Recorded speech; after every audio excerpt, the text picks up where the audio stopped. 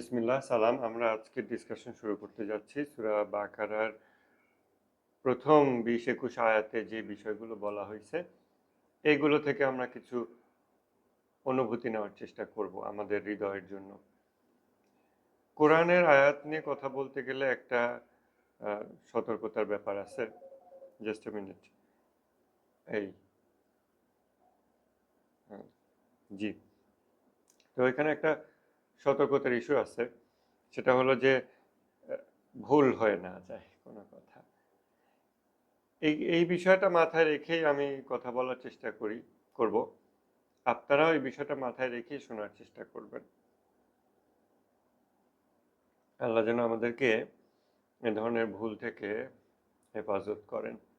আমরা যখন একটা কনসেপ্ট নিয়ে আগাতে থাকি তখন যেটা হয়, যেমন মানুষ, যেমন আখেরা, যেমন দুনিয়া, এই শব্দগুলো নিয়ে আমাদের যখন দৃষ্টিভঙ্গি বদলে যাচ্ছে বা উন্নত হচ্ছে, বদলে যাওয়ার থেকে এটা বললে ভালো হবে, উন্নত হচ্ছে, তখন আমরা একই কথা, একই হাদিস, একই আয়াত যখন আবার পড়ব তখন আমাদের কাছে একটু অন্যরকম লাগবে।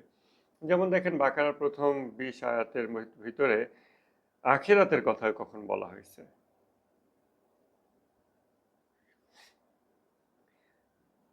ওই যে বলা হচ্ছে যে যারা তোমার উপরে যা নাজিল হয়েছে এবং তোমার আগের ব্যক্তিদের উপর যা নাজিল হয়েছে সেগুলোতে ঈমান আনে।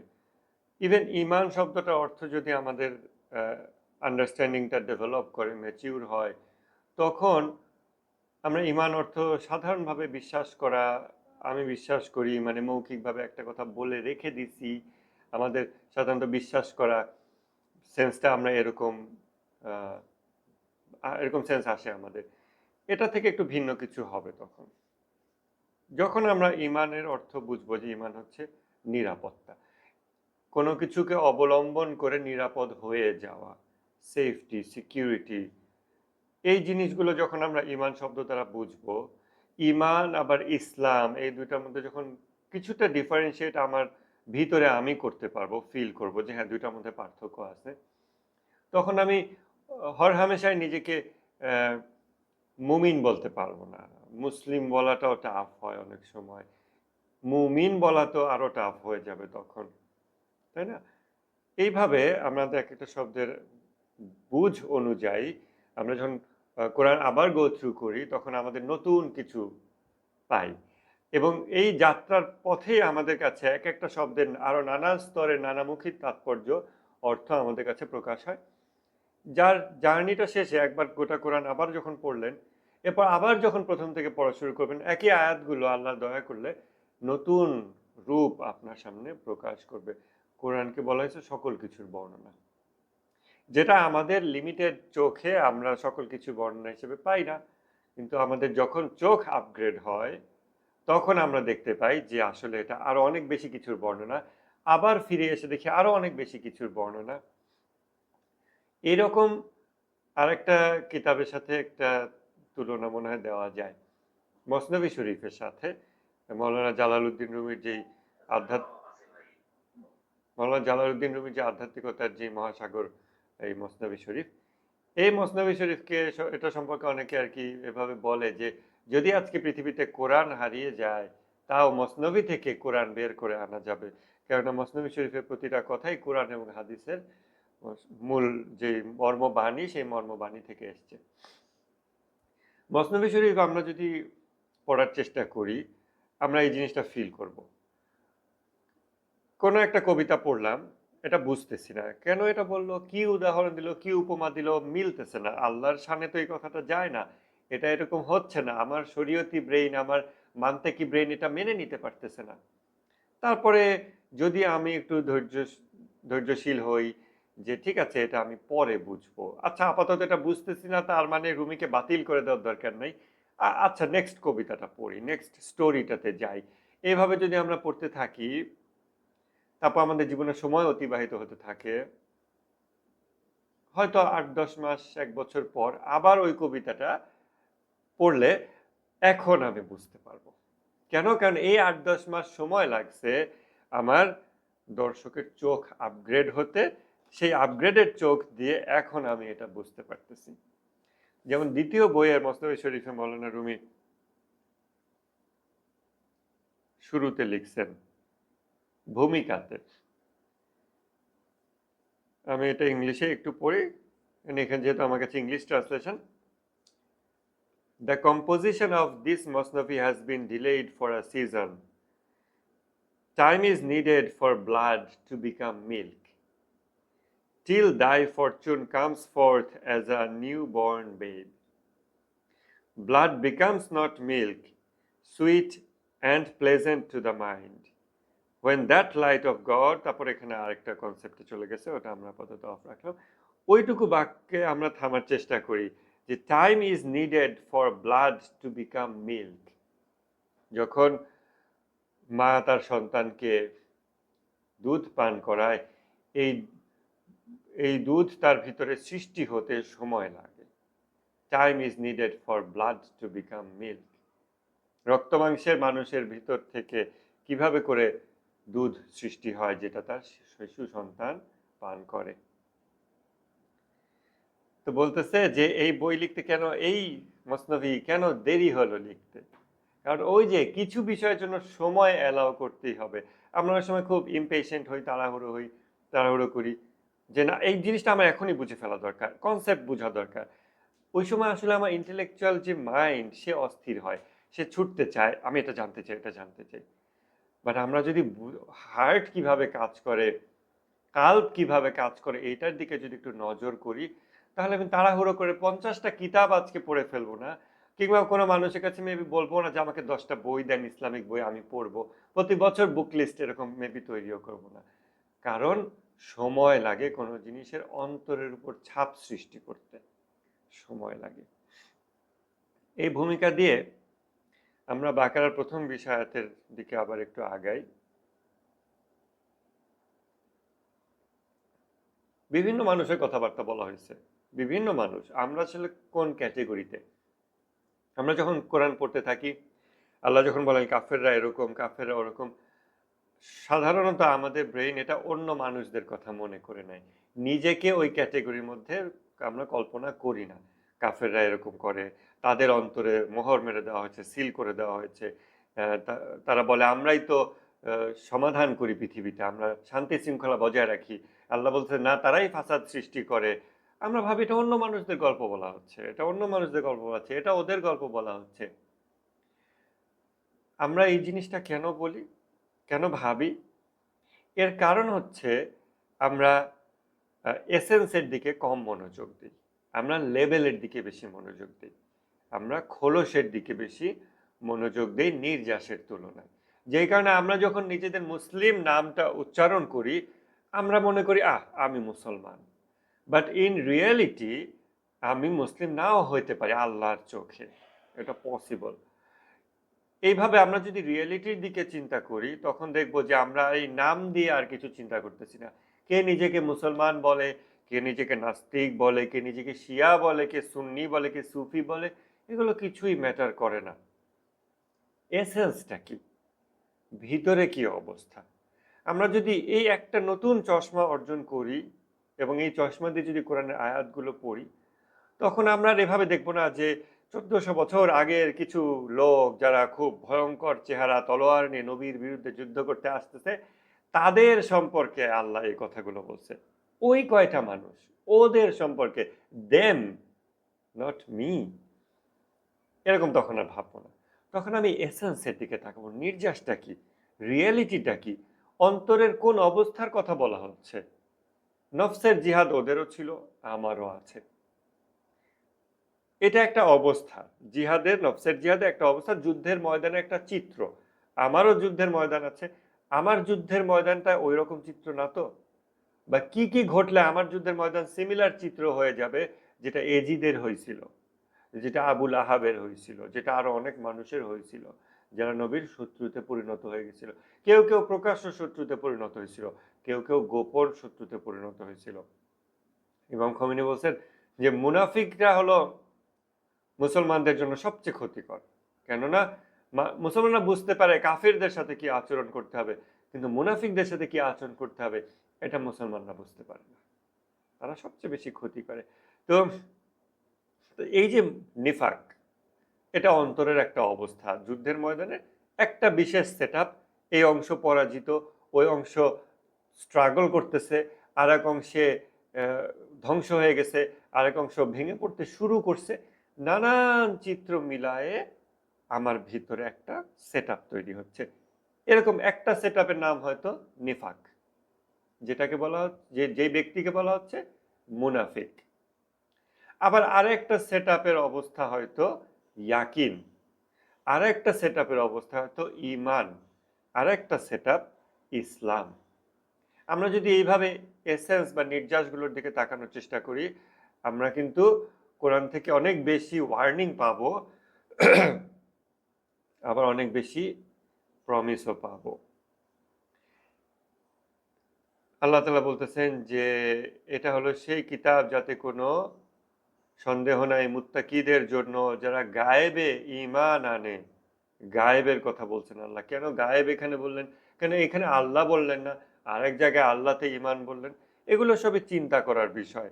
আমরা আগেও বলছি যে ভাষাগত যোগ্যতা উন্নত করা ছাড়া উচ্চ স্তরে হেদায়েত পাওয়াটা প্রায় অসম্ভব। কেননা হেদায়েত আল্লাহ তাআলা ভাষার মাধ্যম দিয়ে আমাদের কাছে দিয়েছেন। ভাষা হলো হেদায়েতের বহনকারী, বাহন। তারপরে যারা সালাত কায়েম রাখে, আল্লাহ তাআলা তাদেরকে যা দিয়েছেন, আল্লাহ বলছেন আমি তাদেরকে যা দিয়েছি তার থেকে তারা ব্যয় করে এবং তারা তোমার উপর যা নাজিল হয়েছে তাতে ঈমান আনে এবং তোমার আগে যা নাজিল হয়েছিল তাতে ঈমান আনে। এটার উপরও আমরা আরো অনেক চিন্তা করতে পারি, আমাদের ব্রেন খাটাতে পারি এবং এইরকম বিষয়গুলোতে আমি এটাই চাই যে এটা একটা প্র্যাকটিক্যাল সেশন হয়ে উঠুক। অতএব এমন না হোক যে প্রতিটা বিষয় আমি বলে দেওয়ার চেষ্টা করলাম, কিন্তু আপনারা কোনো ব্রেন খাটালেন না, আপনি কোনো ব্রেন খাটালেন না। না, আমি ২-১টার দিকে ফোকাস রাখলাম। আর ২-১টার দিকে আমি হিন্টস দেওয়ার চেষ্টা করলাম যে ভাই এই ২-৪টা বিষয় আপনি একটু ভেবে দেখেন, চিন্তা করেন। আমার চিন্তায় লিমিটেড ভাবনায় ২-৪টা অনুভূতি আসছে, চিন্তা আসছে। আপনাদের ১০ জনের ব্রেন এই আয়াতটা নিয়ে চিন্তা করলে, ফিকির করলে, তখন তাদাব্বুর যদি করা হয়, কন্টেমপ্লেট করা হয়, তখন আরো অনেকগুলো বিষয় চলে আসবে। আবার সেইগুলো যদি আমরা পরস্পর শেয়ার করি, তাহলে আমাদের এই চেহেল হাদিস ক্লাসটা রিয়েলি একটা প্র্যাকটিক্যাল সেশন হয়ে উঠবে, যেখানে আমরা পরস্পরের দ্বারা উপকৃত হব। আদারওয়াইজ এটা কিন্তু একটা শোকানুষ্ঠানের মতো, যে আমি একজন কথা বলে অন্যরা শোনে। ইমাম খোমেনি যখন ছাত্রদের ক্লাস নিতেন, ইমাম খোমেনি এটা বলতেন যে আপনারা প্রশ্ন করবেন, ক্রিটিক্যাল সব প্রশ্ন করবেন। আপনারা চুপ করে আছেন কেন? এটা তো কোনো শোক মজলিস না যে আমি কথা বলতেছি আর আপনারা চুপ করে শুনবেন। আপনারা কথা বলবেন, এটা একটা রিসার্চ সেন্টার, এটা রিসার্চের জায়গা, আপনারা ক্রিটিক্যাল সব কোয়েশ্চেন করবেন।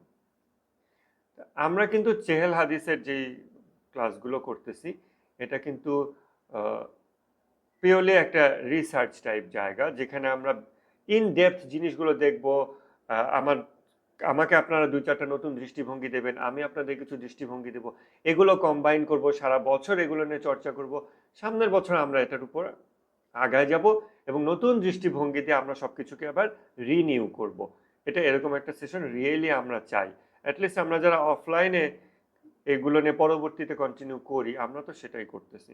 অতএব আপনারা যারা অনলাইনে দেখতেছেন, আপনারাও সেটা কন্টিনিউ রাখেন। আমরা বাকারার প্রথম বিষয়তে আবার ফিরে আসি।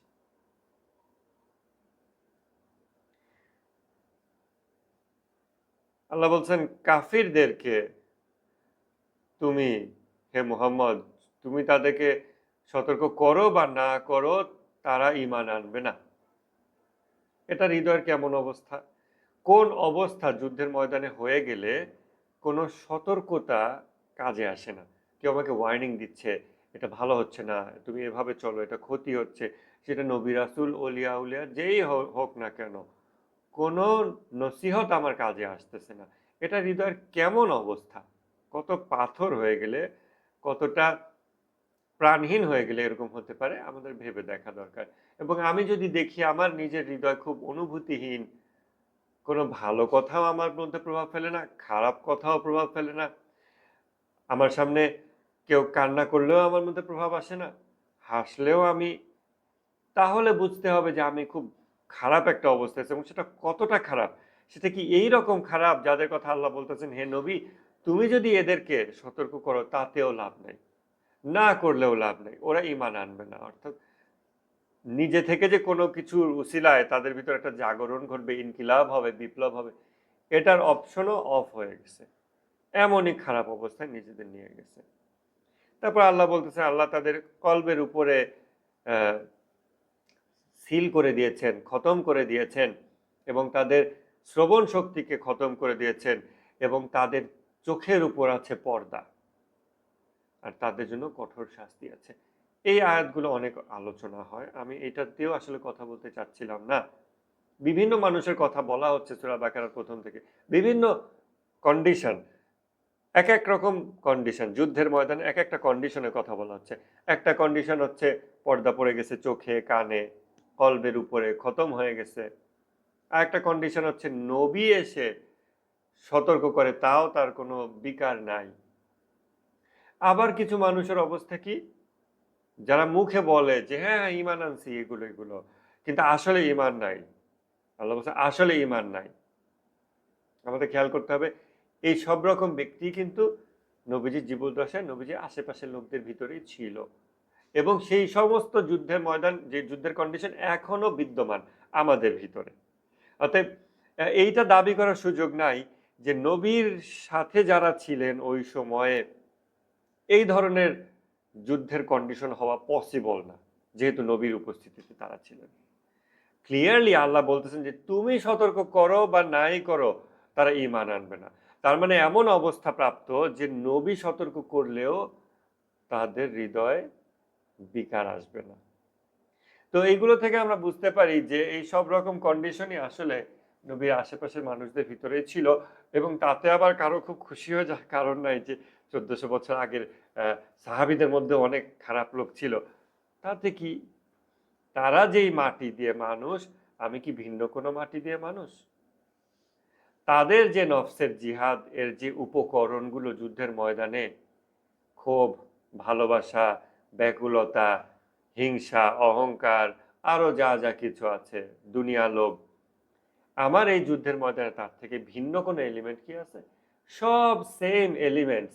এজিদের যা যা এলিমেন্টস ছিল যুদ্ধের ময়দানে, তার নফসের জিহাদে, তার ভিতরে, আমার কি তার থেকে ভিন্ন কোনো এলিমেন্টস আছে?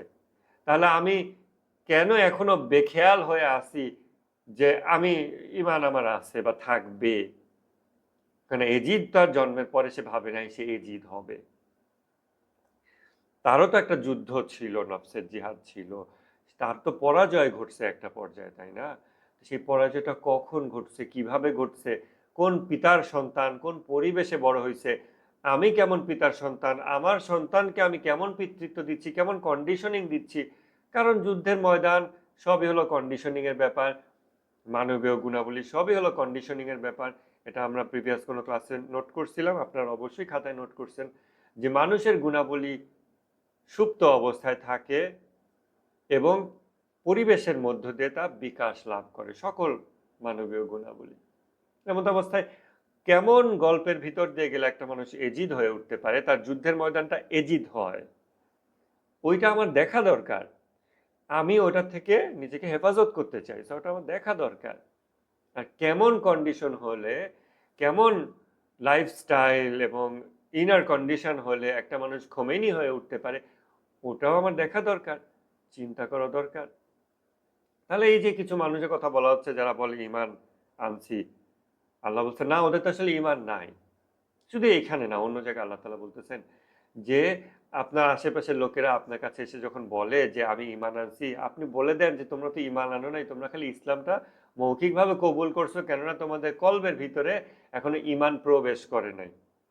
সিচুয়েশনটা এমন যে আল্লাহ তাআলা প্রথমে সূরা বাকারাতে আল্লাহ বলতেছেন কিছু মানুষ মুখে এরকম বলে আসলে ঈমান নাই। আরেক জায়গায় আল্লাহ নবীকে বলতেছেন তুমি বলে দাও ওদেরকে। কারণ নবীজির কাছে তো এই রিয়ালিটি গুলো ক্লিয়ার। কার কলবের ভিতরে কি অবস্থা নবীজি তো নজর করলেই দেখতে পান। তার সামনে এগুলো ক্লিয়ার। এখন কিন্তু তিনি তো সবারকে এভাবে বলবেন না, "এই তুমি মুনাফিক, তোমার ঈমান নাই" বা সামথিং। তিনি তো এভাবে বলবেন না। আল্লাহ বলতেছেন আপনি বলে দেন যে তোমরা ঈমান আনো নাই, তোমরা শুধু ইসলাম কবুল করছো। কেন আল্লাহ এটা নবীকে দিয়ে বলাইলেন যে তোমাদের ঈমান এখনো অর্জন হয় নাই? নিশ্চয়ই এর পিছনে অনেক উইজডম আছে, এগুলো আমরা চিন্তা করে দেখতে পারি। তারপর আল্লাহ বলছেন ৯ নম্বর সূরা বাকারা ৯ নম্বর আয়াতে যে তারা আল্লাহকে প্রতারণা করতে চায় এবং মুমিনদেরকে প্রতারিত করতে চায়, ধোঁকা দিতে চায়, কিন্তু তারা নিজেদেরকে ধোঁকা দেয়, কিন্তু তারা বুঝতে পারে না। এইটা আরেকটা কন্ডিশন, যেটাকে এই কি যেন একটা সামথিং ডিলিউশন বা সামথিং একটা সাইকিয়াট্রিতে একটা নাম দিছে আর কি এই রোগের, কিছু এক মানে ডিলিউশন বলে, ক্যাটেগরিক্যালি এটাকে ডিলিউশন বলে। যখন কেউ নিজেই বিশ্বাস করে এমন কিছু যেটা আসলে রিয়েল না। অবশ্য now it begs the question what is reality, what is real, but সেই ডেপথে আমরা যাব না। আমরা মনে করেন একজন মানুষ, সে সাধারণ মানুষ, কিন্তু সে নিজেকে নবী রাসূল বা ইমামদের কাতারে মনে করতেছে। সে খুব কঠিনভাবে নামাজ রোজা করতেছে, খুব জোহদের চর্চা করতেছে, খাবার আরাম আয়েশ একদম ত্যাগ করছে। হ্যাঁ, এখন সে রিয়েলি নিজেকে ফিল করতেছে যে সে কোরআন বুঝে ফেলছে এবং সে ইমামদের কাতারে পৌঁছে গেছে, নবী রাসূল ইমামদের কাতারে পৌঁছে গেছে। এখন তার অন্তর থেকে সে যা বোঝে, সে যা অনুভব করে, এটা মেনে চলা অন্যদের জন্য ফরজ হয়ে গেছে। এবং এই এই যে চিন্তা, এই যে সেলফ ডিসেপশন, এই যে আত্মপ্রতারণা, এই ডিলিউশন, এইটাকে ব্যাকিং দেওয়ার জন্য সে গোটা কোরআন হাদিস খুঁজে খুঁজে বিভিন্ন আয়াত এটা ওটা এনে মান্তেক ব্যবহার করে একটা এমন কিছু দাঁড় করায় যেটা দিন শেষে তাকেই সবচেয়ে বেশি ক্ষতিগ্রস্ত করতেছে, তাকেই সবচেয়ে বেশি ক্ষতিগ্রস্ত করতেছে, মুমিনদেরকে ক্ষতিগ্রস্ত করতে পারবে না। অবশ্য মুসলিম হলে ভিন্ন কথা, বা ইমান এবং ইসলামের বিভিন্ন স্তর আছে, এটা ভিন্ন কথা, বাট সে নিজেকেই সবচেয়ে বেশি ক্ষতিগ্রস্ত করে। সে মনে করছে সে একটা আধ্যাত্মিক সামথিং হয়ে গেছে। আল্লাহ মাফ করুন, আমাদের জন্য এরকম কখনো না হয়। এবং এই ধরনের রোগ থেকে বাঁচার খুব আহ, অব্যর্থ কিছু টেকনিক আছে। কিছু অব্যর্থ টেকনিক হচ্ছে, একটা টেকনিক হচ্ছে নিজের গুনাহগুলোর স্মরণ সবসময় জারি রাখা।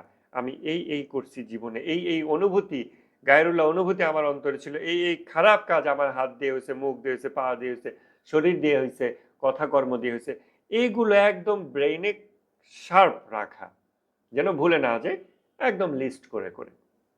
এটা হচ্ছে একটা সহজ টেকনিক, যে যখনই শয়তান আমাকে বুঝাতে শুরু করবে, কারণ কারণ আমরা তো মানব জন্ম লাভ করতে চাই, আমরা তো গুনাহমুক্ত জীবন যাপন করতে চাই, গুনাহের তাওবা করতে চাই, গুনাহমুক্ত জীবন শুরু করতে চাই।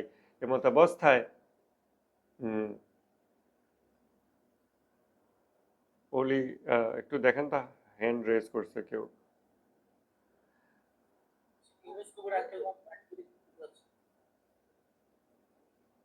আচ্ছা, আপনারা টেক্সট করতে পারেন, বা বেশি আর্জেন্ট কোনো ইস্যু হলে আপনারা হ্যান্ড রেজ করতে পারেন। তো আমরা তো এরকম একটা জীবন যাপন করতে চাই, কিন্তু আমরা কি ভেবে দেখছি যে যেই জীবনটা আমরা চাচ্ছি, আমাদের যুদ্ধের ময়দানের যে নতুন চিত্রটা আমরা চাচ্ছি, ওই নতুন চিত্র অনুযায়ী আমরা যখন মাসের পর মাস জীবন যাপন করব, তখন ইবলিশ কি প্ল্যান করবে? আর আমার নফসের ভিতরে যেই দোষ ত্রুটিগুলো আছে, যেগুলো কিনা গুনাহমুক্ত জীবন যাপন শুরু করলে দূর হয় না, বরং তা একটা কুয়ার নিচে কাদা আস্তে আস্তে যখন জমে, দীর্ঘদিন কুয়ার পানিতে টাচ করা হচ্ছে না, নাড়াচাড়া দেওয়া হচ্ছে না, কাদাগুলো যখন আস্তে আস্তে থিতিয়ে পড়ে নিচে নেমে যায়, আমাদের দোষ ত্রুটিগুলো ওইভাবে তখন লুকায় যাবে এবং আমরা একটা সুন্দর ধর্মীয় দিন জীবন যাপন করতে থাকবো, মাসের পর মাস গুনাহমুক্তভাবে শরীয়ত মেনে চলে মুশারাতা আমরা করব, আমাদের সংকল্প ক্ষমতা বাড়বে, অনেক অনেক সুন্দর। ইবলিশ তখন কি রকম প্ল্যান করবে? ইবলিশ কি ইনস্ট্যান্টেনিয়াস অ্যাটাক করে, নাকি কোনো কোনো বিষয়ের জন্য ইবলিশ আবার ওয়েট করে যে আগে অপেক্ষা করি, ও আগে ধার্মিক জীবন শুরু করুক, বিভিন্ন মানুষের মাঝে ও খুব ধার্মিক ব্যক্তি হয়ে উঠুক, ইসলামিক লেকচার দিক, লেখালেখি করুক, তারপর ওকে এমন একটা আঘাত করব, কারণ ও তো বেখবর, ও মনে করছে ও খুব ভালো মানুষ হয়ে গেছে, আরে 5 ওয়াক্ত নামাজ পড়তেছি, হজরের নামাজ মিস হয় না, মাঝে মধ্যে নফল রোজা রাখতেছি, কোরআন পড়তেছি, হাদিস পড়তেছি, দিনী প্রোগ্রামগুলোতে অ্যাটেন্ড করতেছি, বেশ ভালো, আমি তো ইসলামিক হয়ে গেছি। আমার মনে হয় আর গুনাহগুলো নাই। ইভেন সে এটা নিয়ে চিন্তাই আর করে না, কেননা এটা একটা এনজয়মেন্ট আছে, স্পিরিচুয়াল এনজয়মেন্ট আছে, সে আনন্দে ভাসতেছে, এক্সটেসি। এই জন্য first realisation of beauty is but illusion. প্রথম রিয়ালাইজেশন যখন হয় যে আধ্যাত্মিক আনন্দ, পবিত্র অনুভূতি, প্রতি নিঃশ্বাসে আল্লাহর শুকরিয়া, এত খুশি লাগতেছে, সবকিছু আমি চলতেছি ফিরতেছি, খুবই আনন্দ। কিসের জন্য আনন্দ? তোমার কোনো রেজাল্ট ভালো হয়েছে, চাকরি পাইছো, স্কলারশিপ হয়েছে, কিছু না, না, না, এগুলো কিছু না, এমনি আনন্দ। কেন? আমি বেঁচে আছি, আল্লাহ আমাকে আল্লাহ আমাকে দয়া করে, আল্লাহ আমার রিজিক দেয়, আল্লাহ আমাকে নিঃশ্বাস নিতে দিচ্ছে, আল্লাহ অক্সিজেন দিচ্ছে, এই ফিলিংগুলো, থটগুলো ব্রেইনে চলতে থাকে। আর একটা মাদকতার মতো, একটা আনন্দের মতো হাঁটতেছে, একাই মন, পাগলের সুখ মনে মনে টাইপ, একা একাই তার খুশি লাগতে থাকে, খুশি লাগতে থাকে। এই যে একটা অবস্থা, গুণামুক্ত জীবন শুরু করে প্রথম প্রথম হবে, সে তো তখন আনন্দের কারণে সে বেখবর যে ওইদিকে তার দোষ ত্রুটিগুলো লুকাইছে, ওগুলো কিন্তু চলে যায় নাই। আর ইবলিশ ওয়েট করতেছে যে ওর এই অবস্থাগুলো আরো ছড়াক, আরেকটু সে উপরের দিকে উঠুক, এরপর যেহেতু সে চেক দিচ্ছে না, তারপর তাকে এমন ভাবে, আমি এমন কন্ডিশনে এমন ফেলবো যে পাহাড়ের উপর থেকে ওকে ফেলে দেওয়ার মতো অবস্থা হবে।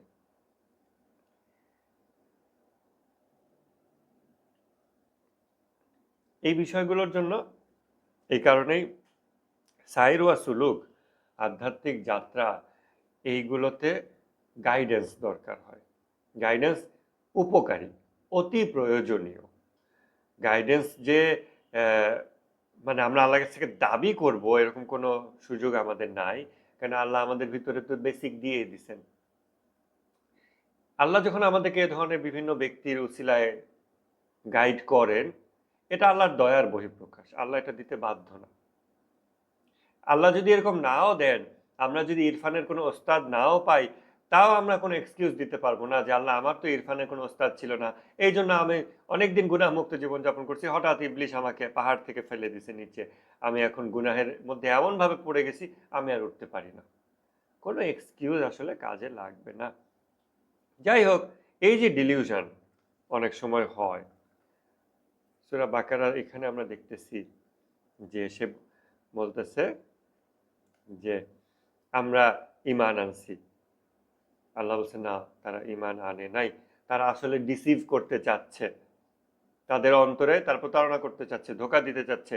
তাদের অন্তরে একটা রোগ আছে এবং এই রোগ আল্লাহ বাড়িয়ে দিয়েছেন। আবার এগুলো শুনলে কেউ যদি মনে করেন আল্লাহ রোগ বাড়ায় দিছে কেন, এটার একটা ভিন্ন ব্যাখ্যা আছে। সেই ব্যাখ্যাটা যদি এখন না জানি, না বুঝি, এখনই আমার মাথায় না আসে, হাতের কাছে না আসে, তাহলে কি আমি আল্লাহ সম্পর্কে ভুল ধারণা করব? বরং বুদ্ধিমান ছাত্রের কাজ হবে যে ঠিক আছে, আল্লাহ মানুষের রোগ বাড়ায় দেয়, তাহলে কি এটা একটা অন্যায় কাজ হচ্ছে না? আচ্ছা, আমার ব্রেইনে এরকম মনে হয়েছে, এটা একটা লজিক্যাল এক্সপ্লেনেশন আমি এখনো পাইনি, ঠিক আছে, আমি মেবি 2 বছর পরে পাবো, এটা আপাতত সরায় রাখি ব্যাপারটা। এইভাবে যারা চলে তারা অনেক সুন্দর কিছু পায়। আর যারা এইভাবে চলে না, তাদেরকে তো ইবলিশ, তো আমরা যখন কোরআন পড়ি পাশেই তো বসে থাকে, ইবলিশ বলে দেখছো, এই যে আল্লাহ তো অন্তরে রোগ সৃষ্টি করেছে, আল্লাহ তো এটা করছে, তখন সে কানে এগুলো অস্ত্র দেয়, তখন ওই মুহূর্তে সে নাস্তিক হয়ে যায়। মূলত ওই মুহূর্তে নফসের জিহাদে তার যে মন্দ বিষয়গুলো আছে, এই মন্দ বিষয়গুলো সুযোগ খুঁজতে থাকে, কোন উসিলায় ইসলামকে ত্যাগ করব, কোন উসিলায় কোরআনকে পরিত্যাগ করব। এরকম দু একটা আয়াত নিয়ে তখন তার নাচতে শুরু করে, দু একটা আয়াত নিয়ে সারা দুনিয়ায় প্রচার করে, ওর উপরে ভিডিও বানায়, কথাবার্তা বলে। এটা নফসের জিহাদে পরাজয়ের একটা চিত্র। আমরা ওরকম চিত্র যেন না হয়, এই জন্য ধৈর্য ধারণ করব যে আল্লাহ কিভাবে রোগ বৃদ্ধি করে দেন, সেটা আমরা পরে হয়তো চিন্তা করবো, নিজেরা চিন্তা করব, বাট অস্থির হব না। তারপরে দেখেন 11 নম্বর আয়াতে বলতেছে, যখন তাদেরকে বলা হয় তোমরা ফাসাদ সৃষ্টি করো না, করাপশন সৃষ্টি করো না, বিশৃঙ্খলা সৃষ্টি করো না, তারা বলে আরে আমরাই তো সমাধান করি, আমরাই তো শৃঙ্খলা বজায় রাখি, আমরাই তো রিফর্মার, আমরাই তো ইউনাইটেড নেশনস। আল্লাহ বলতেছেন যে দেখো, ওরাই ফাসাদ সৃষ্টিকারী, ওরাই এটার মূল হোতা, কিন্তু তারা সচেতন না, তারা বুঝতেছে না। এই প্রসঙ্গে এতগুলো কথা যে এমনও অবস্থা মানুষের হতে পারে সে জেনুইনলি ফিল করে যে আমি একটা ভালো কাজ করতেছি, হোয়ারাস সে তার অপোজিট কাজ করতেছে ইন রিয়েলিটি। আমাদের এরকম কিছু হচ্ছে কিনা আমরা কিভাবে চেক দিব? ইভেন আমাদের এই চেহেল হাদিস ক্লাস আমরা যে নিয়তেই আসি না কেন, আমরা কি নিয়তগুলো চেক দিছি কিনা? না দিয়ে থাকলে আবার আমরা রিনিউ করি আজকে রাতে আল্লাহর কাছে যে আল্লাহ আমরা আজকে 17 দিন ধরে এই চেহেল হাদিস ক্লাস করতেছি, এবং তারও আগে আমরা বেশ অনেকে মিলে এটার প্রিপারেশন নিছি আর্থিকভাবে, তারপরে শ্রম দিয়ে নানাভাবে। আমাদের নিয়তটা কি ছিল? মাঝখানে নিয়তটা আবার চেঞ্জ হয়ে গেছিল কিনা? 40 দিন ধরে অ্যাক্টিভলি নিয়তটা জারি রাখতে পারতেছি কিনা? অতীতে যদি নিয়তটা চেক না রাখি, আল্লাহ অতীতের নিয়তগুলো আমি এখন করতে চাই, আল্লাহকে বলতে হবে। তা না হলে হতে পারে আমরা বেখবর হয়ে গেছি, বছর বছর আমরা চেহেল হাদিস করতেছি, এবং একসময় এটা আমাদের একটা গতানুগতিক একটা প্রোগ্রাম বা সামথিং হয়ে যাবে, যেটা চারিদিকে অনেক হয়, যেগুলো আমাদের হৃদয়কে টাচ করতে পারে না। আমরা সেটা চাই না। অতএব ডিলিউশন একটা কন্ডিশন, যুদ্ধের ময়দানে এটার কথাও এখানে আসছে। কিন্তু ওইটা বলার জন্য আমরা সূরা বাকারাটা চুজ করি নাই প্রথম 20 আয়াত। আমরা কোনটা বলার জন্য চুজ করছি দেখেন? আরো অনেক কন্ডিশনে কথা বলা হয়েছে। কাউকে বলা হয় ঈমান আনো। তারা বলে আরে ওরা বোকা লোকজন, ওদের মতো আমরা ঈমান আনবো। এই রিলিজিয়াস পিপল, লেস ইন্টেলেকচুয়াল, ওদের ব্রেইন নাই, ওরা বুদ্ধিমান না, সামথিং। এই কোন একটা ইয়েতে আছে, আধ্যাত্মিক কবিতা বা বই এরকম সামথিং আছে, যে আমাদেরকে ভয় দেখায়ও না যে আমাদের মধ্যে বুদ্ধিবৃত্তিক চর্চা নাই। বুদ্ধিবৃত্তির যে ফ্যাকাল্টি ওইটার আমাদের এখানে স্থানই নাই, ওগুলো আমরা বহু আগে পার করে আসছি।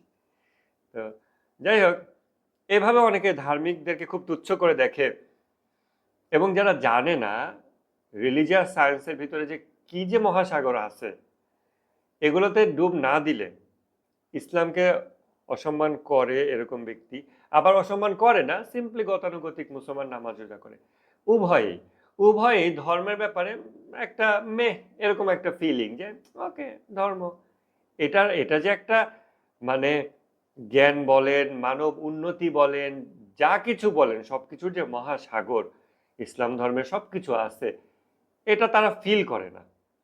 সো তার গোটা জীবন সারাদিন সকাল থেকে রাত পর্যন্ত তার যা কিছু ব্যাকুলতা, কনসার্ন, এর কোনো কিছু ভিতরে ইসলামের কোনো স্থান থাকে না, ইসলামিক সায়েন্সগুলোর কোনো স্থান থাকে না। অথবা সে মিস করে না যে আমি অনেক বছর হলো আমি ইরফান শাস্ত্রটা নিয়ে কিছু জানতে পারতেছি না, অগ্রসর হতে পারতেছি না, আমি কোরআনিক সায়েন্সগুলো আমি জানতে পারতেছি না, আই এম মিসিং আউট, আমি অনেক কিছু মিস করতেছি, এটাও সে ফিল করে না। তার জীবনে প্রতিটা দিন অতিবাহিত হয়, তার মধ্যে এরকম কোনো আফসোস কাজ করে না যে আই এম মিসিং আউট, কারণ সে জানেই না যে এর ভিতরে কি আছে। যাই হোক, তারপরে তারা বলে যে আমরা ওই বোকা লোকদের মতো ইমান আনবো, ওই যে বোকা লোক নামাজ রোজা করে, ওটা জাস্ট উঠবস করা লাগে তাই উঠবস করতেছি, হ্যাঁ আমাদের পারিবারিক ধর্ম, এটাই জাস্ট। আর ইন্টেলেকচুয়ালিটি কি? সায়েন্টিফিক রিসার্চ, এটা ওটা, ওটা তো ধর্মের বাইরে না, বাট ওইটাকে ইন্টেলেকচুয়ালিটি মনে করে।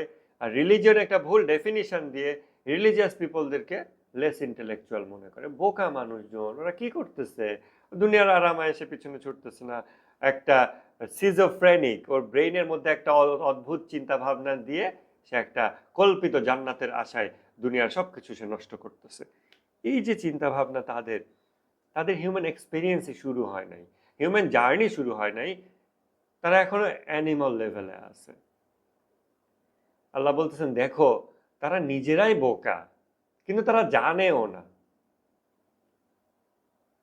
তারা যখন ইমানদারদের সাথে মিলিত হয় তারা বলে আমরা ইমান আনছি, সমাজে চলাফেরা করে। এখন এর মানে কি এটা যে কেউ মুখে বলবে হ্যাঁ হ্যাঁ আমি ইমান আনছি, আবার আরেক জায়গায় অন্য ফ্রেন্ডদের সাথে গিয়ে বলবে আরে আমি তো ইমান আনি নাই, মজা করছি। আমাদের খেয়াল করতে হবে খোলস আর নির্যাস। মুখে বলাটাই একমাত্র বিষয় না, আমাদের কাজে কর্মে, আমাদের অন্তরের ব্যাকুলতায়, অ্যাটিচিউডে আমরা এরকম করতেছি কিনা যে আমার 24 ঘন্টার কিছু সময় আমি কিছু মানুষের সাথে একত্রিত হচ্ছি বা কোনো জায়গায় যাচ্ছি যেখানে আমি ঈমান আনছি, ইসলাম আমার ভিতরে আছে, ইসলাম আমার ধর্ম, এটা ফিল দিচ্ছি। ওভারঅল এরকম একটা ভাইব আছে আমার ভিতরে। এই আমি আবার অন্য কোথাও যাচ্ছি, যেখানে এটা ঠিক অপোজিট। যেখানে আমার মন, আমার কথা, কর্ম, আচরণ মুখে বলার দরকার নাই। যারে আমি ঈমান আনি নাই, ওদের সাথে তামাশা করছি। ইভেন ওদের কথা বলারও দরকার নেই। আমার কাজকর্মগুলো মুমিনদের প্রতি তামাশা হয়ে যাচ্ছে কিনা, আমার আমল অলিয়া-উলিয়াদের প্রতি তামাশা হচ্ছে কিনা, নবী রাসূলদের প্রতি তামাশা হচ্ছে কিনা। যদি হয় তাহলে আমার যে যুদ্ধের ময়দানে যে কন্ডিশন, সেটা এই সূরা বাকারার এই আয়াতের কথা বলা হয়েছে 14 নম্বর আয়াতে, ওই কন্ডিশনের সাথে মিলে যাচ্ছে। মুখে বলার দরকার নাই। কাজে কি, এসেন্সটা কি, নির্যাসটা কি, খোলস দিয়ে বিভ্রান্ত হওয়ার দরকার নাই। আর আমরা যখন নফসের জিহাদ নিয়ে কথা বলতেছি, আমরা তো এসেন্স নিয়ে কথা বলতেছি। আমরা তো আর বাহ্যিক আমি মুসলমান বলছি অতএব আমি বেহেশতে যাবই, এরকম সিম্পলিস্টিক ব্যাখ্যায় তো আমরা সন্তুষ্ট না। অতএব আমরা নির্যাস নিয়ে কথা বলতেছি। এই যে যুদ্ধের আরেকটা ময়দান, আল্লাহ বলতেছেন আল্লাহ তাদেরকে উপহাস করেন এবং তাদেরকে তাদের অবস্থার মধ্যে ছেড়ে দিয়ে রাখেন। এই বিভ্রান্তির মধ্যে আল্লাহ ছেড়ে দিয়ে রাখেন। তারা হেদায়েতের বিনিময়ে গোমরাহি কিনে নিছে। হেদায়েত তাদেরকে দেয়া হইছে। এক হচ্ছে ভিতরগত, আল্লাহ তাআলা সূরা শামসে যেটা বলছেন যে মানুষের ভিতরে আল্লাহ তাকওয়া ইন্সপায়ার করে দিয়েছেন, ইলহাম করে দিয়েছেন। তো প্রত্যেক মানুষের ভিতরে মুত্তাকি একটা সত্তা আছে, তাকওয়া আছে।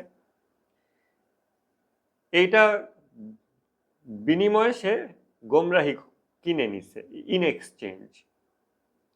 এই বিনিময়টা তাদের কোনো উপকারে আসে নাই এবং তারা হেদায়েতও পায়নি। এই 17 নম্বর আয়াত, যেখান থেকে আমরা 17, 18, 19, 20 আমরা যে কথাগুলো বলতে চাই, দেখেন উপমা, ফিলোসফি অফ অ্যানালজি আমরা আগে আলাপ করছি, ওটা একটু স্মরণ করে নেন। অলওয়েজ এটা স্মরণে রাখতে হবে যে উপমা কিন্তু রিয়েলিটিতে জাম্প করার জন্য।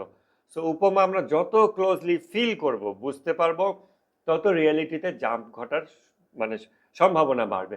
তো আমরা চাই এখন এই আয়াতগুলো আমরা ফিল করার চেষ্টা করব, সবচেয়ে যতটা পসিবল ফিল করার চেষ্টা করব, এবং তারপর রাতের বেলা নামাজে দাঁড়ায় আল্লাহকে বলবো যে আল্লাহ আমি এই উপমাটাকে ধারণ করতেছি, আমাকে তুমি হাকিকতে নিয়ে যাও, রিয়েলিটিতে জাম্প করাও।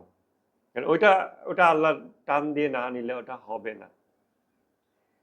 17 নম্বর আয়াত দেখেন, তাদের উপমা, আল্লাহ বলতেছেন তাদের উপমাটা কি, যে তাদের উপমা হলো কেউ একজন আলো জ্বালাইছে, অন্ধকার, খুব অন্ধকার কোন একটা জায়গা হতে পারে, একদম গুটগুটে অন্ধকার, অমাবস্যা, জঙ্গলের ভিতরে আপনার আলো জ্বালানো দরকার।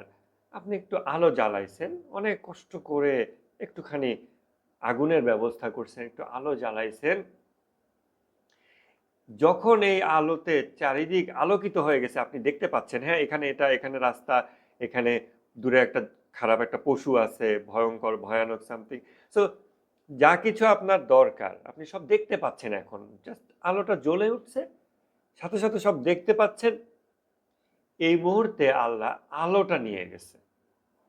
আপনি আগুন জ্বালাইছেন, এখানে লাকড়ি আছে, এখানে আগুন জ্বলতেছে, কিন্তু আল্লাহ আলোটা নিয়ে গেছে, আপনি আর দেখতে পাচ্ছেন না। আমার সামর্থ্যই ছিল এতটুকু, লাকড়ি জোগাড় করে একটা আগুন জ্বালানো, এবং একবার শুধু দেখতে পাইছিলাম আসলে কাহিনী কি, আসলে চিত্রটা কি, বাতেন কি, জাহের কি, দুনিয়া কি, আখিরা কি, নফসের জিহাদ কি। একবার এটা আমার চোখে, একটা হলো কেউ আমার কানে কানে বলতেছে, অন্ধকার জঙ্গল, আমি বসে আছি, কেউ বলে দেখো এই জঙ্গলে বাঘ আছে, এখানে ওটা আছে, অত দূরে গেলে পানি আছে, মেবি পানির কিছু শব্দও আমি পাচ্ছি। এগুলো বর্ণনা একটা ব্রেনে শুনলাম, অন্ধকারের মধ্যে কিছু দেখতে পাই না। আর একটা চিত্র কি, আলো জ্বালাইছি, আগুন জ্বালাইছি এবং চারিদিক আলোকিত হয়েছে, অতএব আমি দেখতে পাচ্ছি। এটাকে বলা হয় প্রত্যক্ষ করা, মানে শুহুদ বলে আরবিতে। এই যে দেখতে পাওয়া, এইটা আমরা উপমা দিয়ে বলতেছি, কিন্তু চোখ দিয়ে দেখতে পাওয়া, বাট এটা আসলে এই সিমিলার। যখন আমার ভিতরে কোনো একটা বিষয়কে আমি ওইভাবে দেখতে পাবো যে আরে চিত্রটা তো এরকম। যেই মুহূর্তে আমি দেখতে পাইছি তখন যদি আল্লাহ আলোটা উঠায় নেয় এবং অনেক অন্ধকারের পর্দা ফেলে দেয়, যে আমি যতই আলো জ্বালাচ্ছি চারিদিকে এত অন্ধকার পর্দা, যে পর্দা ভেদ করে আর আলো বেরোতে পারতেছে না, আমি দেখতে পাচ্ছি না, রিয়েলিটি আমার থেকে সরে গেছে বা আমি সরে আসছি। এটা কেমন চিত্র, কোন মানুষদের চিত্র, কেমন একটা কন্ডিশনে এটা নফসের জিহাদে, এটা আমাদের একটা চিন্তার বিষয়। তারপর আল্লাহ বলতেছেন তারা বধির, তারা বোবা এবং তারা অন্ধ, তারা ফিরে আসবে না, তাদের প্রত্যাবর্তন হবে না।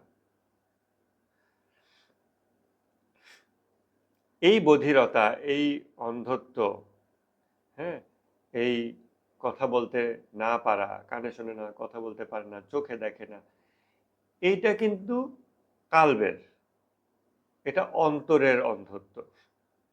এখন ওই যে এটা ছাড়া আর কি উপমা আছে? মানব ভাষায়, মানবের ভাষায় অন্ধত্ব ছাড়া এই বিষয়ে আর কোনো শব্দ নাই। দর্শন, শ্রবণ, বয়ান, এই কথাগুলো আমরা যখন বলি, আমরা এগুলোকে জাহেরির ক্ষেত্রে ব্যবহার করি, পরে আস্তে আস্তে এটাকে আমরা বাতেনের জন্য ব্যবহার করি, হিডেন জগতের জন্য। তো মানুষের কলবেরও একটা দর্শন আছে, মানুষের অর্থাৎ ভিশন আছে, মানুষের কলবেরও একটা শ্রবণ আছে, হিয়ারিং আছে, সে শুনতে পায়, এবং মানুষের কলবেরও একটা বয়ান আছে, সে কথা বলতে পারে। আর রহমান আল্লামাল কুরআন, খালাকাল ইনসান আল্লামাহুল বায়ান। আর রহমানের একটা নিদর্শন হচ্ছে তিনি বয়ান শিক্ষা দিচ্ছেন মানুষকে, প্রাঞ্জল ভাবে এক্সপ্রেশন শিক্ষা দিচ্ছেন, এলোকোয়েন্ট স্পিচ শিক্ষা দিয়েছেন মানুষকে, সে নিজের অভিব্যক্তি সুন্দর করে প্রকাশ করতে পারে, এটা হলো বয়ান।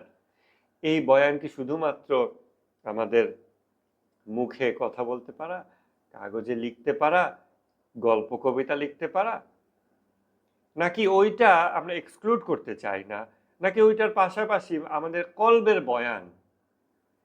আমরা এতদিনে যা আলোচনা করছি তাতে আমরা অন্তত এটা বুঝতে পারি যে কলবের যে বয়ান, আমাদের আমাদের হৃদয়ের যেই কথা বলার ক্ষমতা, এইটাই আসলে আর রহমানের, তিনি যে আর রহমান, এটার নিদর্শন।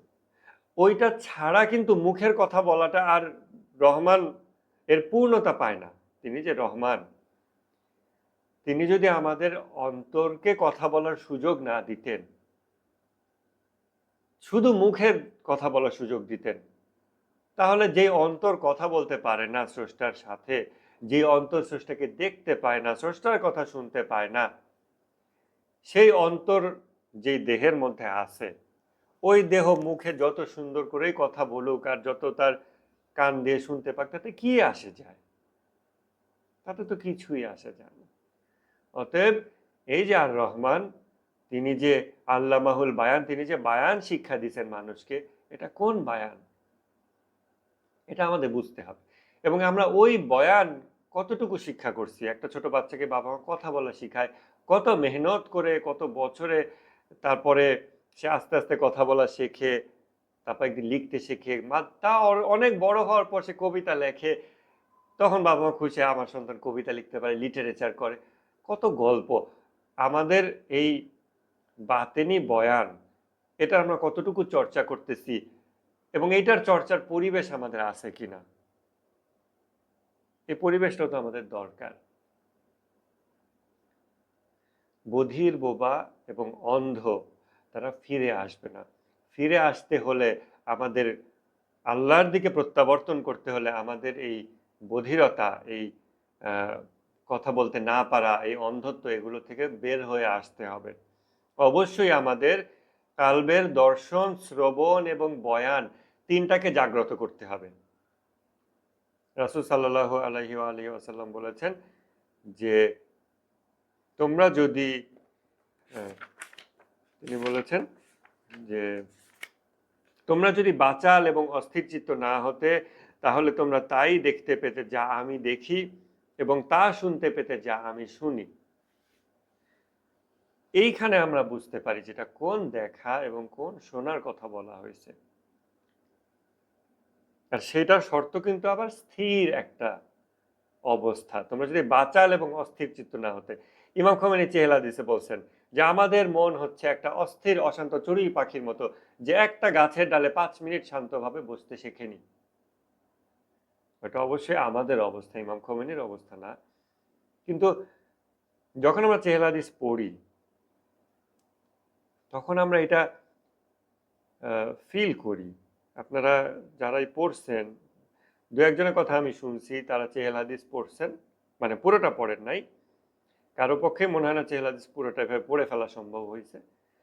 আমি 2-4 দিন আগেও একজনের কাছে শুনলাম, সে আর একজনের কাছে শুনছে চেহেল হাদিস বইটা সম্পর্কে, যে তার অভিজ্ঞতা হলো, যে ব্যক্তির কথা সে রেফার করছে, যে ওনার অভিজ্ঞতা হলো যে আমি এই বইটা পড়তে পারি নাই। আমি যখন প্রথমে একটা না দুইটা হাদিস পড়ছি, একটা না দুইটা অধ্যায় পড়ছি, আমার মনে হচ্ছে যে আমার আত্মা উঠে আসতেছে আমার গলার কাছে, এই ফিল, এবং সে আর এটা পড়তে পারতেছে না।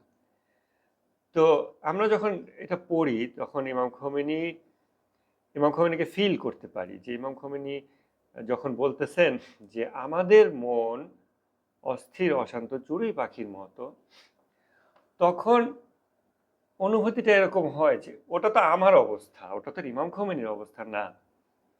কিন্তু ইমাম খোমেনি এই কথাটা কি এভাবে লিখছেন যে যে আসলে উনি শান্ত, উনি অন্যদের জন্য লিখছেন যে আমরা যেভাবে এটা সাহিত্যের একটা স্টাইল, সবাইকে ইনক্লুড করে কথা বলে, আসুন ভাইয়েরা আমরা 5 ওয়াক্ত নামাজ পড়ি।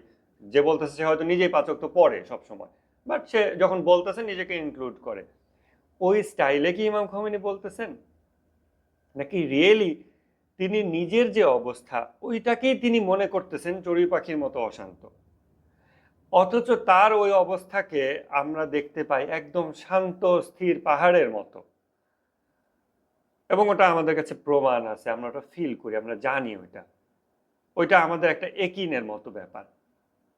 সেই ব্যক্তি যখন মনে হচ্ছে তিনি নিজেকে যখন তিরস্কার করতেছেন, নিজেকে তিরস্কার করতেছেন, বা বইয়ের একটা জায়গায় তিনি দোয়া চাইছেন আমাদের কাছে, ওই অংশটা আমি বলতে পারতেছি না। তো যখন যখন তিনি নিজে এভাবে বলতেছেন নিজের সম্পর্কে বা লিখতেছেন, তখন আসলে তার ভিতরে কি চলতেছে এটা আমরা কিন্তু যখন আমরা চেহেল হাদিস সরাসরি পড়ি তখন আমরা ফিল করতে পারি, এবং এই জিনিসটা তখন একটা ভিতরে তোলপাড় সৃষ্টি করে। এবং অন্য আরো যাদের অভিজ্ঞতা শুনছি তারা বলে যে এটা হলো সে নিতে পারতেছে না, এত লোড এইটার।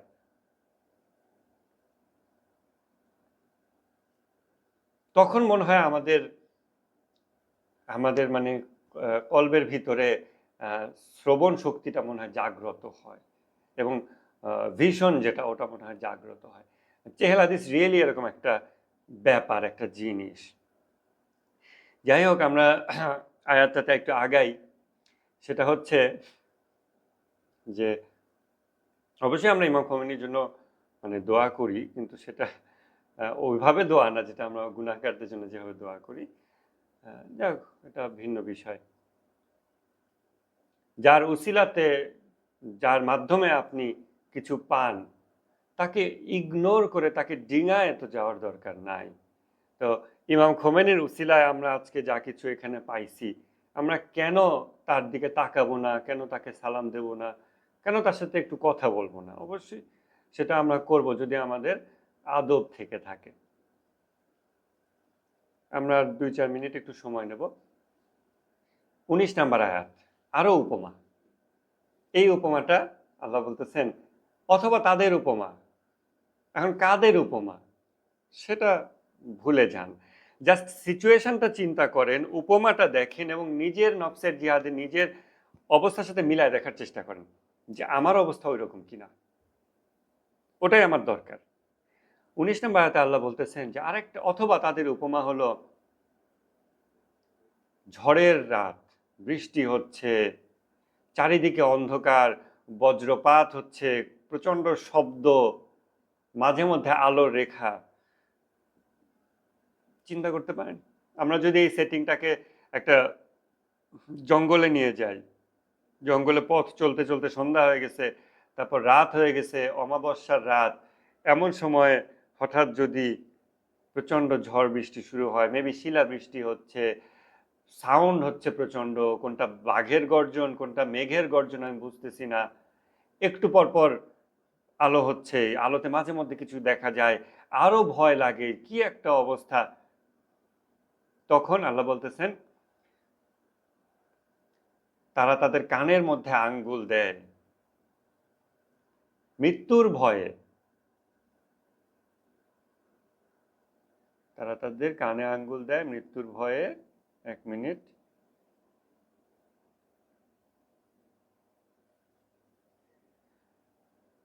তারা মৃত্যুর ভয়ে কানে আঙ্গুল দিচ্ছে। আল্লাহ তাআলা কাফিরদেরকে বেষ্টন করে আছে, আল্লাহ এটা বলতেছেন। তারপরে 20 নম্বর আয়াতে বলতেছেন যে এই যে আলো, এই যে বিজলি চমকাচ্ছে, এটাতে তাদের দৃষ্টি প্রায় অন্ধ হয়ে যায়, মানে এই রকম ফ্ল্যাশিং যাতে অন্ধ হয়ে যাচ্ছে প্রায়। যখন এই আলোটা হয় তখন চারিদিকে যেহেতু একটু আলোকিত হয়, তারা একটুখানি পথ চলে। আবার যখন অন্ধকার আপতিত হয় তারা থমকে দাঁড়ায়। আল্লাহ তাআলা যদি চাইতেন, আল্লাহ তাআলা যদি চান, তিনি তাদের এই শ্রবণ শক্তি এবং এই দর্শন, এই চোখের ক্ষমতা, এগুলো ছিনিয়ে নিতে পারেন। নিশ্চয়ই আল্লাহ তাআলা সকল কিছুর উপর ক্ষমতাবান। ইন্নাল্লাহা আলা কুল্লি শাইইন কাদির। এইখানে এই 20 নম্বর আয়াতটা শেষ। উপমাটা খেয়াল করেন, আল্লাহ বলতেছেন শেষে এসে যে আল্লাহ তাআলা চাইলে তার এইটুকু দেখার এবং শোনার ক্ষমতাও ছিনিয়ে নিতে পারেন। কোন দর্শন এবং কোন শ্রবণ এবং কোন বয়ান, এইগুলোর কথা আল্লাহ বলতেছেন যে আল্লাহ এগুলো ছিনিয়ে নিতে পারেন। আল্লাহ দয়া করে এখনো অ্যালাউ করছেন। এই যে ঝড়ের রাত, এটা কিসের উপমা আমরা ভাবতে পারি? এবং পথ চলা, এই যে তারা আলোকিত হয়, পথ চলে, আবার তারা থমকে যায়। এই থমকে যাওয়াটা কি? এই পথ চলাটা কি? এই পথ চলাটা আমরা যদি এরকম ভাবি যে এটা হচ্ছে ঐশী বাস্তবতায় পথ চলা। যখন আমরা দুনিয়া প্রেম এই বিষয়টা বুঝে, খোদামুখী যাত্রা, খোদা প্রেমের বিষয়টা বুঝে, এই বাস্তবতাগুলোকে মাথায় রেখে আমরা পথ চলতেছি, এটা হচ্ছে আমার প্রোগ্রেস, রিয়েল প্রোগ্রেস। যখন আমার অন্তর জেগে উঠতেছে কিছু মুহূর্তের জন্য, মোরাকাবার মাঝখানে ফ্র্যাকশন অফ সেকেন্ডের জন্য, অথবা রমজান মাসে খুব আধ্যাত্মিক অনুভূতিতে আমি প্লাবিত হয়ে যাচ্ছি, অথবা প্রিয়জনের মৃত্যু যেটা আমাকে বাস্তবতাগুলো চোখের সামনে তুলে ধরছে, যেন একটা বজ্রপাত হচ্ছে, বিজলি চমকাচ্ছে, আর আমি সব রিয়েলিটি দেখতে পাচ্ছি যে এই মানুষটা যে চলে গেছে তারও তো ক্যারিয়ার এবং লাইফ এবং অ্যাকুমুলেশন, এগুলোর গল্প ছিল। সে আজকে 18 বছর বয়সে, 20 বছর বয়সে, 29 বছর বয়সে, 35-এ তার গল্পটা শেষ হয়ে গেছে। আমারও এনি টাইম শেষ হয়ে যেতে পারে। তার অন্য গল্পটা কত দূর ছিল, আমার অন্য গল্পটা কত দূর, এই রিয়ালিটিগুলো আমাদের সামনে তখন খুব ক্লিয়ার হয়ে ওঠে যখন আমরা প্রিয়জনকে কবরে নামাই, আমরা যখন তাদের কবরে যাই। আবার কিন্তু অন্ধকার, আবার অন্ধকার। এই রিয়ালিটিগুলো কোন উসিলায় আমাদের চোখ খুলে যাবে এবং আমরা দেখতে পাবো? আমাদের কত আপনজনের মৃত্যু লাগবে আমাদের ওই বাস্তবতাগুলোতে চোখ খুলে যাওয়ার জন্য, এবং এরপর আর আমরা অন্ধকারে ডুব দেব না? এবং আমার জীবনে কত দুঃখ কষ্ট বিপদ আপতিত হতে হবে যার পরে আমি আর অন্ধকারে ফিরে যাব না, এবং ওই বিজলি চমকানোর যে আলো, ওই আলোটা স্থায়ী হয়ে যাবে এবং আমি পথ চলতেই থাকব। তাহলে আমরা এই উপমাটাকে আমাদের নফসের জিহাদের চিত্রের ভিতরে যদি নিয়ে দেখতে পাই যে যখন ঐশী বাস্তবতাগুলো আমরা অনুধাবন করতে পারি, আমি বোঝার কথা বলবো না, অনুধাবন করতে পারি, তখন আমার যদি একটু প্রোগ্রেস হয়, ওই অনুভূতি নিয়ে যদি আমি 2টা আয়াত পড়ি, 2 রাকাত নামাজ পড়ি, আল্লাহর দৃষ্টিতে আমি আলোকিত অবস্থার মধ্যে পথ হাঁটতেছি, পথ দেখে হাঁটতেছি। আর তারপর যখন আমার আবার এগুলো ভুলে যায়, এই রিয়েলিটিগুলো আমাকে আর টাচ করে না, অন্তর মরে যায়, চোখ দিয়ে পানি আসে না দিনের পর দিন, তখন আসলে আমি অন্ধকারের মধ্যে থমকে আছি, অমাবস্যা রাত জঙ্গলের মধ্যে, আমি জানি না আমি কোথায় যাচ্ছি। যদিও লোকে মানুষে দেখে যে আমার প্রোগ্রেস হচ্ছে, আমার টাকা পয়সা হচ্ছে, ক্যারিয়ার হচ্ছে, বিয়ে শাদী, সন্তান, সংসার, অনেক কিছু, বিজনেস, দেশের বাইরে যাওয়া, স্কলারশিপ, যা কিছু মানুষ মনে করে ওর তো বেশ প্রোগ্রেস হয়েছে। অথবা কেউ মনে করে ওর প্রোগ্রেসটা কম হচ্ছে, কেউ মনে করে ওর প্রোগ্রেস উল্টা দিকে হচ্ছে। এগুলো এগুলো অন্য মানুষদের চোখ, এগুলো অন্য দৃষ্টিভঙ্গি, এগুলো দুনিয়াবি দৃষ্টিভঙ্গি, যে দুনিয়াকে কন্ডেম করা হয়েছে। ওই চোখের মানুষেরা নিজেরা ওগুলো দেখে, নিজেরা ওর ভিতরে আছে, আমাকে ওই চোখ দিয়ে যাচাই করে। শুধু তাই না, ওই চোখ দিয়ে যাচাই করে আমাকে ওই অনুযায়ী পথ চলতে বলে। আর যখন আমরা ইমাম খোমেনির মতো মানুষদের মুখামুখি হই, তখন তারা আমাদেরকে ঐশী বাস্তবতা দেখায়, এবং তখন তাদের উপস্থিতিতে, তাদের মুখোমুখি হয়ে আমাদের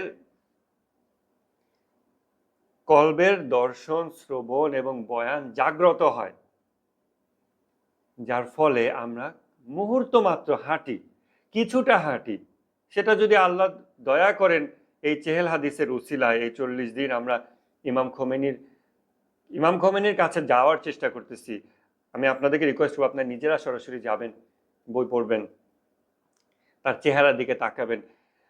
আমরা যাওয়ার চেষ্টা করতেছি। এই সময় যদি আল্লাহ তাআলা 40 দিন ধরে আমাদের এই অন্ধকারে আমরা পথ চলতেছি, এই জুলুমাতের ভিতরে আল্লাহ যদি আমাদেরকে কিছু বিজলি চমকানোর মতো আলো দিতে থাকেন এই খোমেনির উসিলায়, তাহলে তো বিশাল একটা দয়া হবে। এবং সেইগুলোর স্মৃতি যদি আমরা পরে ধারণ করে রাখি, অ্যাটলিস্ট একটা মেমোরি তো থাকবে যে সত্যিকার পথ চলা কোনটা, সত্যিকার প্রোগ্রেস কোনটা।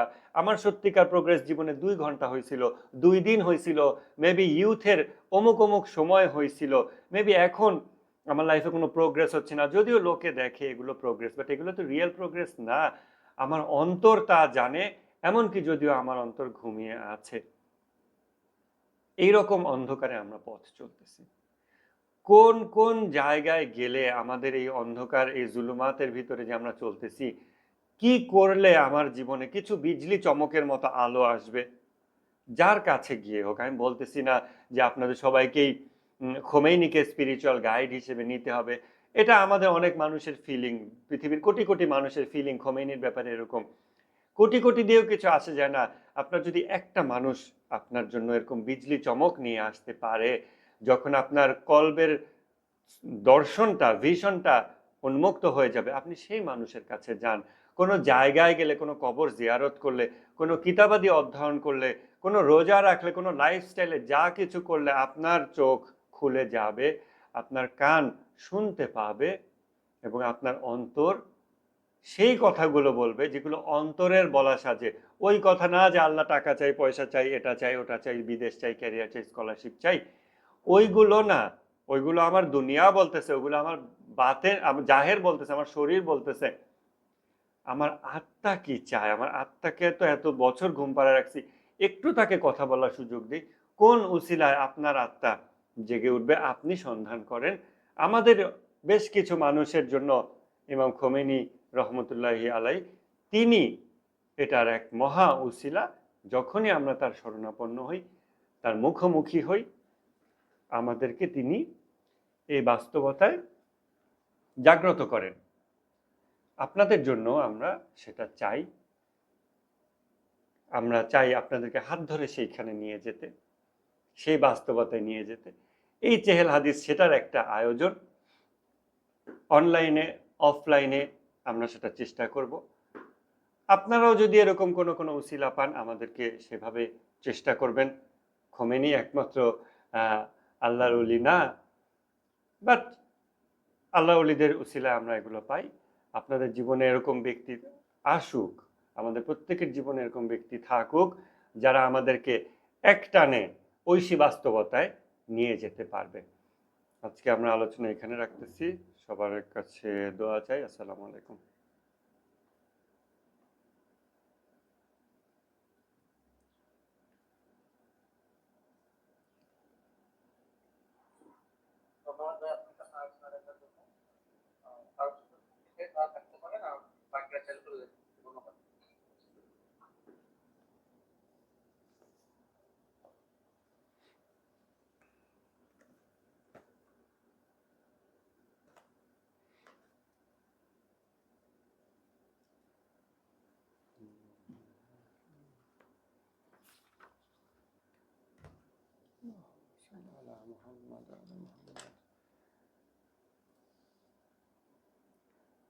কফিটা ঠান্ডা হয়ে গেছে।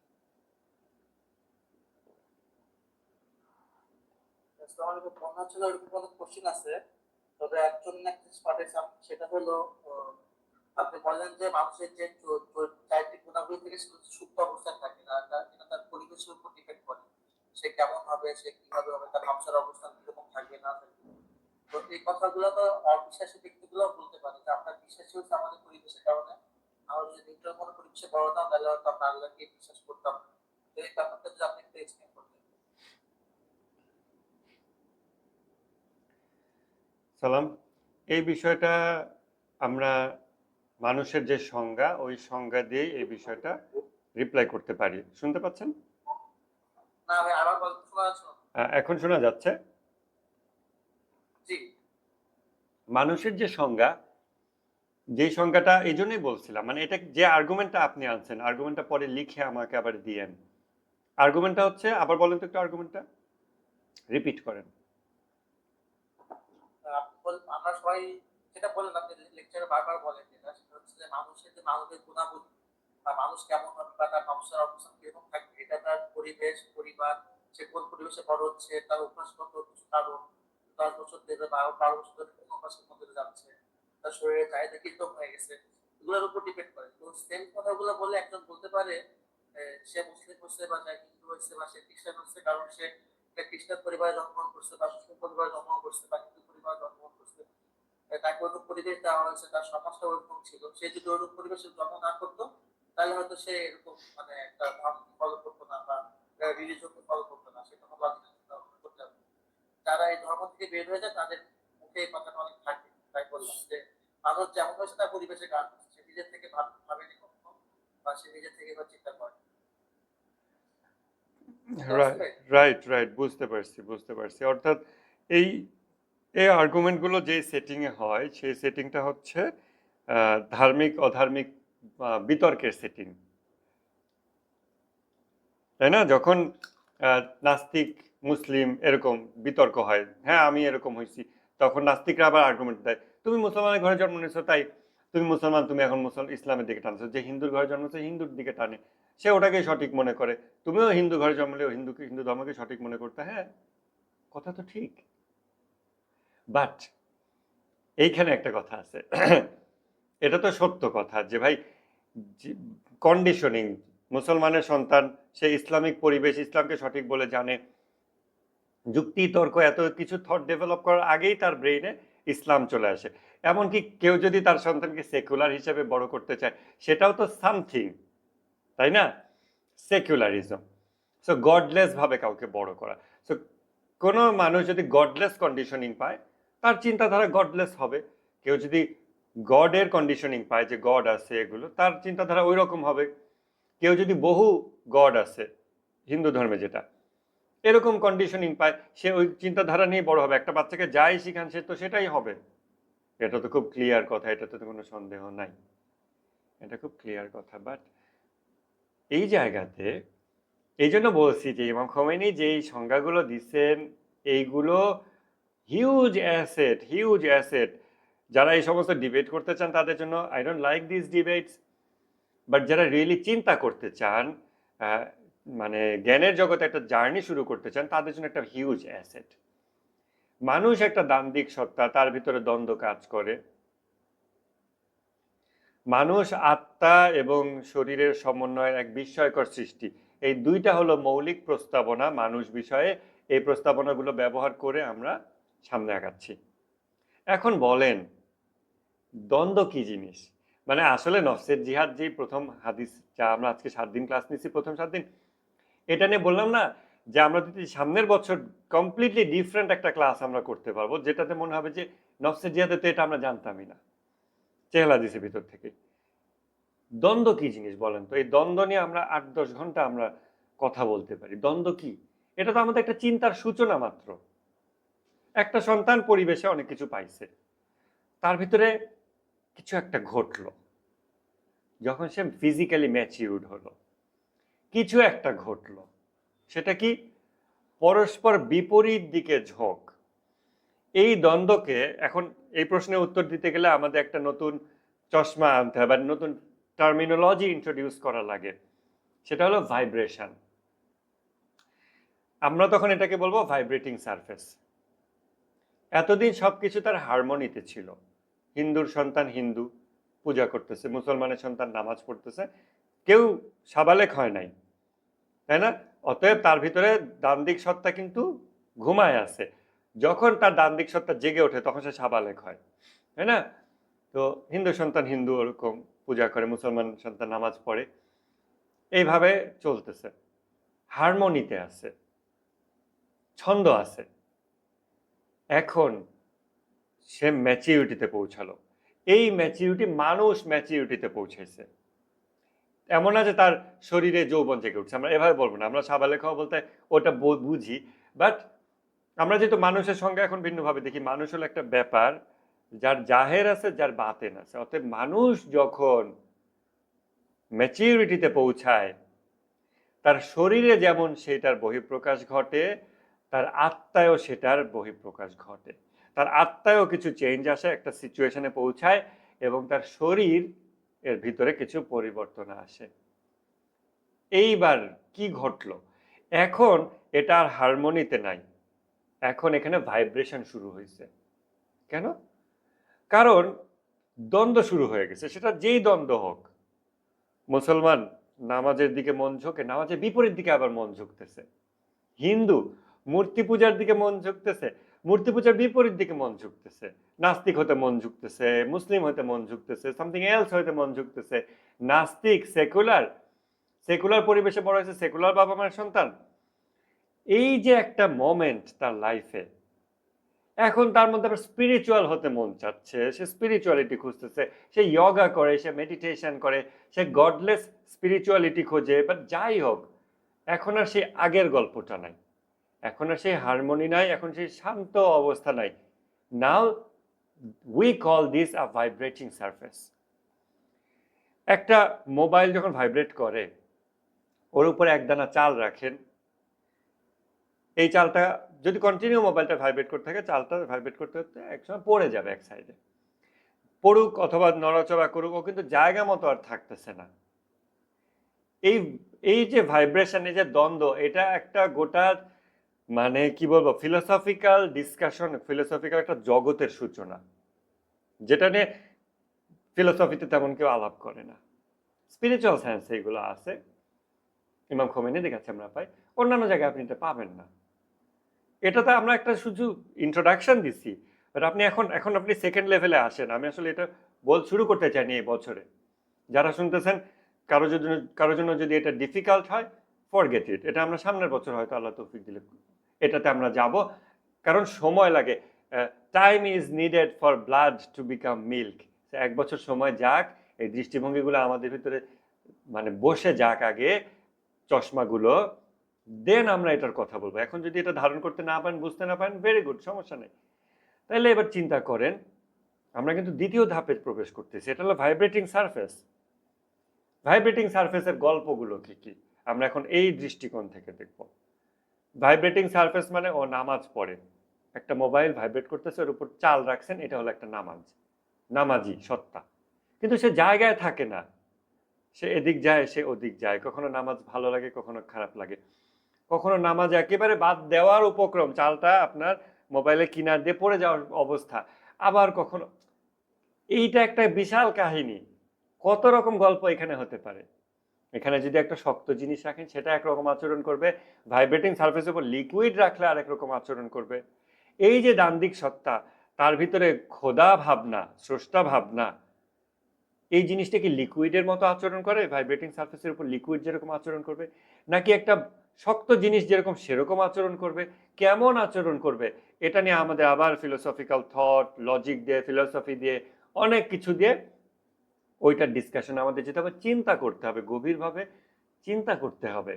এটা জাস্ট ইন্ট্রোডাকশন, কিন্তু এইটা নিশ্চিত থাকেন যে ভাইব্রেটিং সারফেস খুব ইন্টারেস্টিং জিনিস।